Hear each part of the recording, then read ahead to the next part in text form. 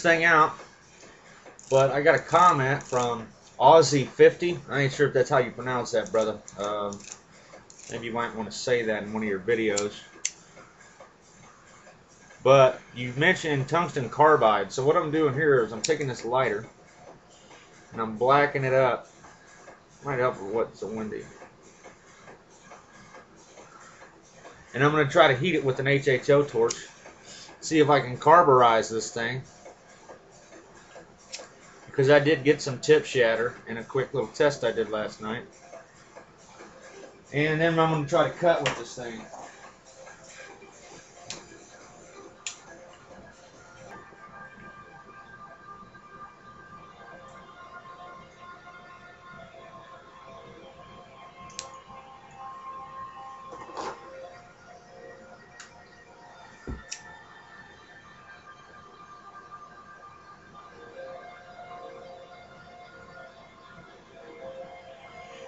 Okay, not being a metallurgist and all, I have no idea what type of carbon ratio I just put into this, but I just wanted your comment, or anybody's comment, on whether or not I'm actually making tungsten carbide now. I know the HHO is going to oxidize it and ruin the whole show, but before I attempt to do a cut with this, I'm going to explain why I do such a thing. This right here is a cut made by my HHO torch. It will cut some of the metals I want to cut, but the quality of the cut is basically ridiculous. I don't see myself being able to do much with cuts like this. They require an excessive amount of work. So much work is required for this cut that I might as well just cut it with the cutter I'm going to clean the cut with. It is basically the issue. And I saw a video done by Smart Scarecrow where he had an extremely powerful torch, one that was so powerful it kept blowing the circuit breaker, and a pooling incident was taking place. Even though it was blasting out at extremely high pressure, because it wasn't an oxygen jet like an oxygen acetylene torch, it wasn't burning the iron in the same way. So what's happened here is this little hole you see started out right here on this edge, and I moved the hole. The hole will follow the torch in the metal. And in thick metals it's more common. Thin metals you don't see this, but this is what I'm trying to get away from. What I would like to be able to do is use this device to smack that metal out of the way and hopefully make a nice neat little cut that isn't extremely useless, or so useless that it would be easier just to use a cutter like the one I have here. I mean, cleaning up the cuts with the HHO, I might as well just cut with this. This is extremely loud, and it puts a bunch of vapors in the air and dust particles that I don't want to breathe. So that's the whole point of these tests I'm about to do. I'm also going to run the flashback arrestor test again, the $2 flashback arrestor. This time I put a piece of copper on the end so it doesn't turn into a torch. There's a really big hole right there. And the reason why I'm doing this is because it only costs $2. I do know that there are many other ways and far better ways to do it, but when it comes down to budget, I don't even have shoestrings. So there we are. First thing I'm going to do is a cut with the torch for comparison, if I can find it. I got too much stuff and it's too small an area. That's another reason why I'm always trying to go so small. I'm going to do high power here. All this torch has.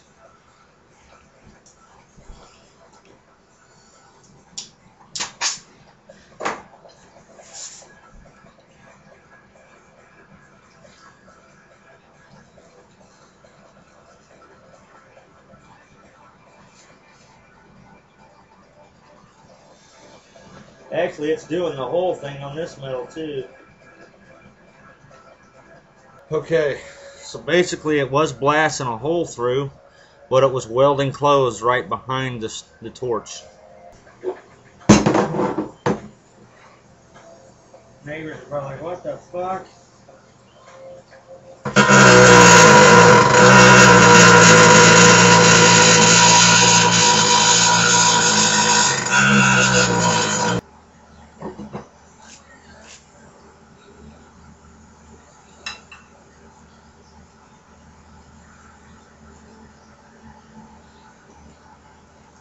to see with this thing.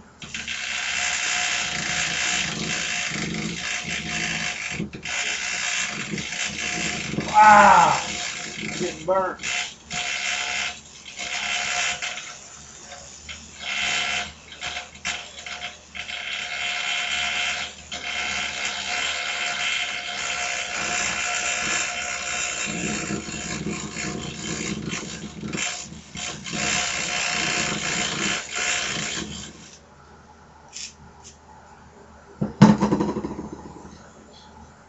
It's working. I'm just catching the house on fire though, I think.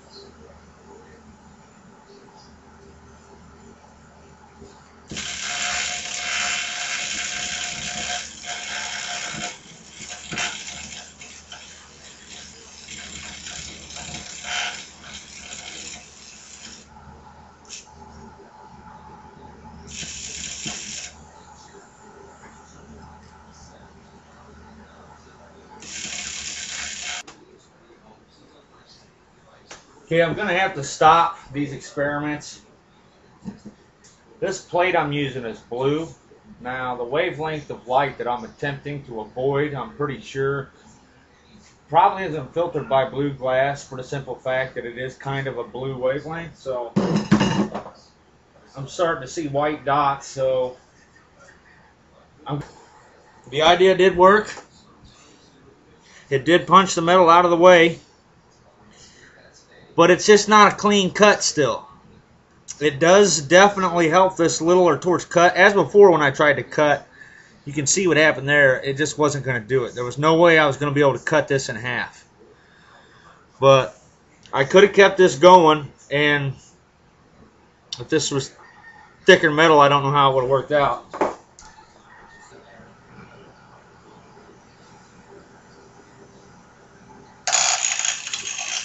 Wow.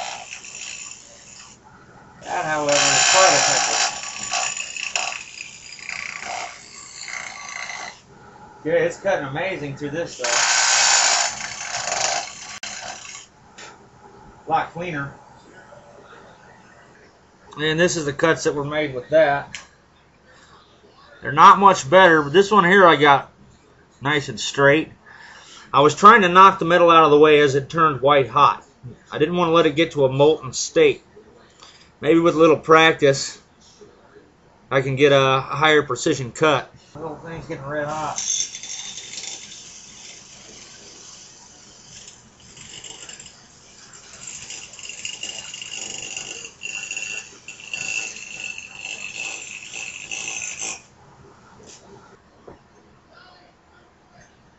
It's just as rough.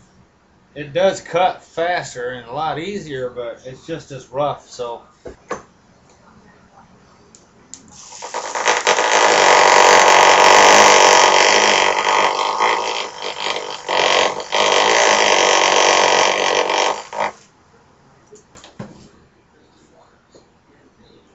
I wish I would have showed you a before shot of this rock. It did gouge out an area as a result of being prodded at with the tungsten rod, but yeah, still worthless. The torch off of this thing and maybe use it as an engraver, because the tungsten the carbonization of this tungsten tip did work. Just for anybody who's wondering about maybe this aspect of this video, Aussie 50 mentioned something about carburized tips and holding the lighter up to it, getting it really black, and then running the HHO torch on it. It's made this tip stand up a lot better than the other ones. The first one I put on there is shattered, just like you said it would. So